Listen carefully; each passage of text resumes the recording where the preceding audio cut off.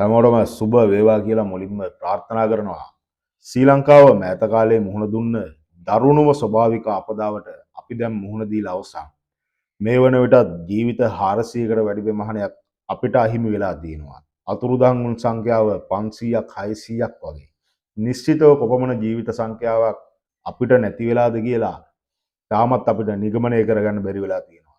කොපමණ ධනයක් අපිට නැති වෙලා තියෙනවද කියලා තාමත් අපිට හදාගන්න බැරි වෙලා තියෙනවා. ඉතින් මේ ජීවිත හානි ගත්තම වැඩිපුර ජීවිත හානි වෙලා තියෙන මේ කන්ද උඩරට ප්‍රදේශයේ නුවර නුවරඑළිය බදුල්ල යන දිස්ත්‍රික්කවල තමයි වැඩිම ජීවිත හානි වෙලා තියෙන මේ නාය යෑම නිසා.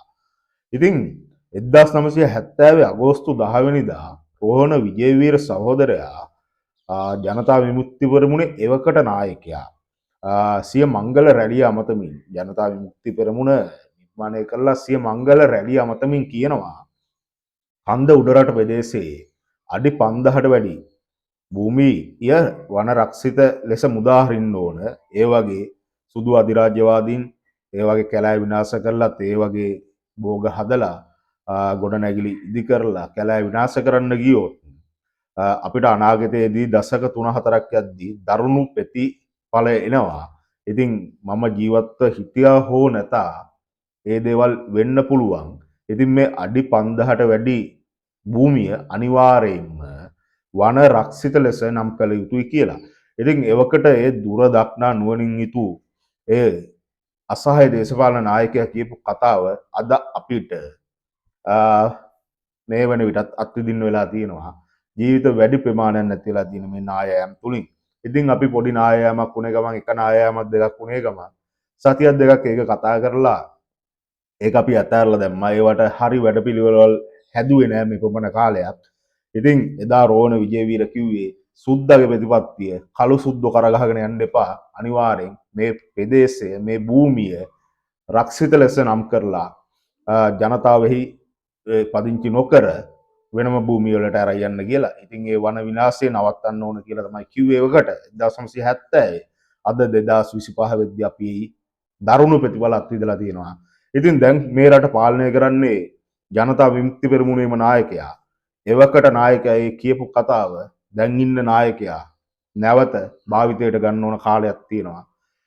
නිශ්චිතව වැඩපිළිවෙලක් හදලා කන්ද උඩරට ඔය කියන අනාරක්ෂිත භූමියෙන් අනිවාර්යෙන් මිනිස්සු අයින් කරන්න ඕන.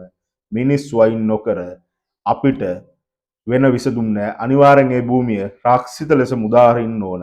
ඒ භූමිය අනිවාර්යෙන්ම රක්ෂිත ලෙස මුදා හරින්න ඕන. ඉතින් මේකට වැඩපිළිවෙලක් හදන්න ගරු අනුර කුමාර ජනාධිපතිතුමනි ඔබට පුළුවන් මේක කරන්න. දීර්ඝ කාලින වැඩපිළිවෙලක් හදන්න බාධා එයි. මිනිස්සු කෑ ගහයි මිනිස්සු එහෙමයි. ඉතින් ඒවට කෑ නොගහන මිනිස්සු ඉන්නවා. හරි වැඩපිළිවෙලක් ඔස්සේ ඉස්සරහට අරන් යන්න පුළුවන්.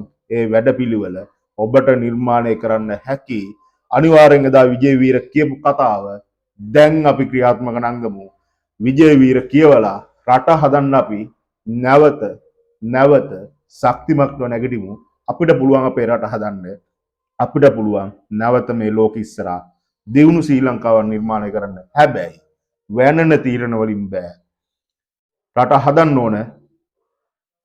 ඕන ප්‍රතිපත්ති තීන්දුව තීරණ ඔබතුමාට ගන්න දැන් කාලේ හරි කොන්ද කෙලින් තියාගෙන හැදිය යුතු විදිහට මේ රට අපි හදමු.